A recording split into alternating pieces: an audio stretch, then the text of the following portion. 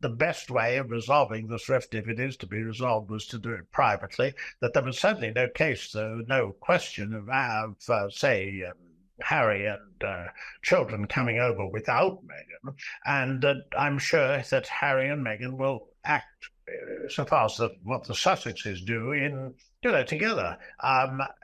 Whether or not, or what Meghan personally thinks now, or at this moment, is impossible to say. We don't know. Things can happen that you don't expect. And when you look at the time scale between now and the Invictus commemoration at St. Paul's, it's still quite a time. It's perfectly possible Harry could come over before then to see his father. Whether or to what extent he might see William or see William and Catherine or whatever, I simply don't know. But I did say, and this is what was quoted, that Meghan is very unpopular in Britain.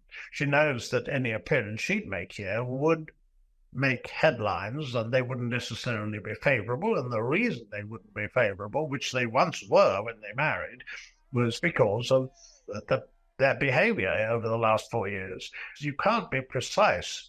The only, with illness being the game, being an enormous game changer even when there are very deep family rifts. The two very senior members of the royal family are seriously ill, and you can't really predict what's going to happen. So as I say, the Sussexes do spring surprises, as has happened before, and you never know what might, in the coming weeks and months or whatever, occur. I don't think Harry would do anything without Meghan's consent, and certainly we simply don't know. After Catherine's diagnosis, we know Harry had reached out, and what was said and so forth, we simply don't know.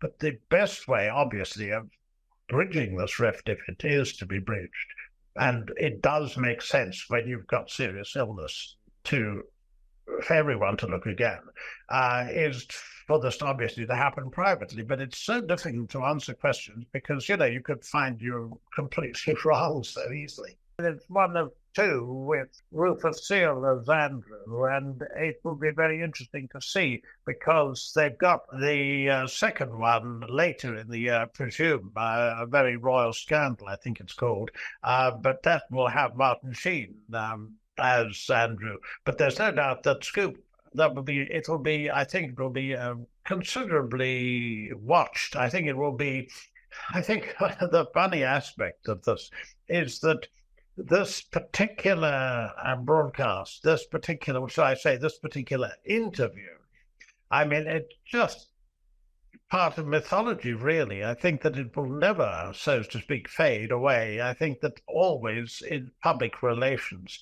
that this interview will be shown to pupils as an example of what under no circumstances to do, how absolutely terrifying it was. One could call it a car crash of Krakatoan proportions. It really was bizarre. Firstly, reports are that Princess Beatrice is certainly not happy with it. Apparently she features, and maybe it will tell us a bit more about what, if anything, she had to do with it.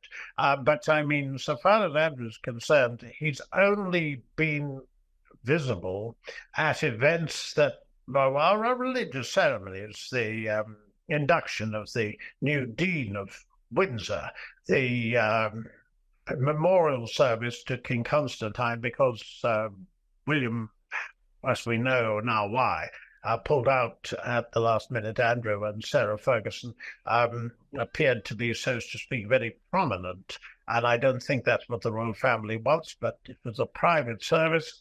That was the way it was. And, of course, the Easter service at St. George's Chapel. But then again, you've got a religious service. That he's still a member of the royal family, hasn't been convicted of anything. And from that point of view, when it comes to religious services, that seems to me perfectly fine. It's what's happening. And Sarah Ferguson is, of course, as we know, unwell. She had a mastectomy last year, and she's now apparently has melanoma. So that, so far as it goes, that is as far as it's going to go. There's absolutely no way, but no way at all, that he's not, given the fact that he's not doing anything charitable. Indeed, as far as I know, he's not doing anything at all. The issue about Epstein, the deceased paedophile, and also Ghislaine Maxwell, a convicted sex trafficker. I mean, the issue is perfectly clear.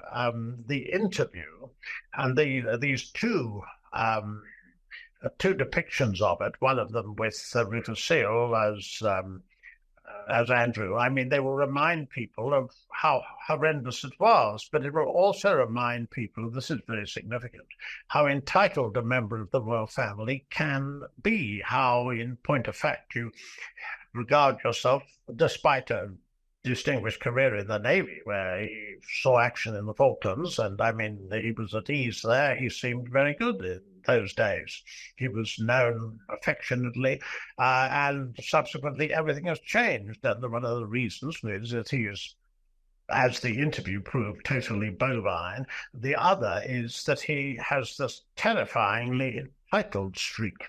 And I mean, when people are reminded, and I think you'll find millions tuning in again to see a depiction of it, in both cases, both the one that is going to be shown on Friday Scoop and then a subsequent one, which will be shown apparently later in the year.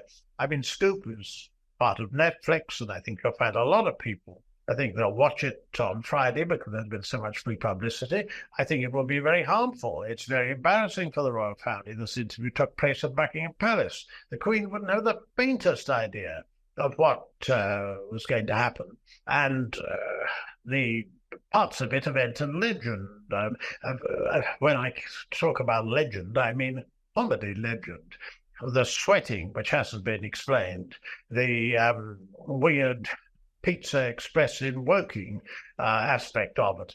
But the serious part of it, of course, was the fact that he expressed absolutely no remorse for the victims of Epstein. Indeed, he didn't seem, on the whole, he regarded it as favourable that his connection with them, even though it cost him his job as special envoy for British trade. The fact that when asked if he regretted his association with the deceased paedophile Jeffrey Epstein, he answered that he didn't. He met such interesting people. He'd forgotten that he'd lost his job as special representative of British trade because of his friendship with Epstein, and of course, subsequently, we know how close he was to Ghislaine Maxwell, and she's currently serving time as a child sex trafficker. So it's an appalling business. But the facts are that the way he approached this interview, it will be interesting to see that, because that is something that previously a lot of people are unaware of the ins and outs behind it. And I certainly would be very, very interested to see how it was actually set up. And that too, depictions of it. One of them features Rufus Sewell, the other, I gather, features Martin Sheen as Andrew. And so those who, well, a lot of people will see both. I mean, this is so notorious, it's so absolutely ghastly, that if you talked about anyone being as foolish as he was before it happened, you wouldn't have been believed. And since this happened, he thought it went well, apparently. So this will be very embarrassing, and it won't be helpful for the royal family because, as you say, Andrew has appeared recently quite often. But I stress that those are only in the context of religious services of one sort or another, and there's no question of him doing anything else. Not foreseeably, absolutely not.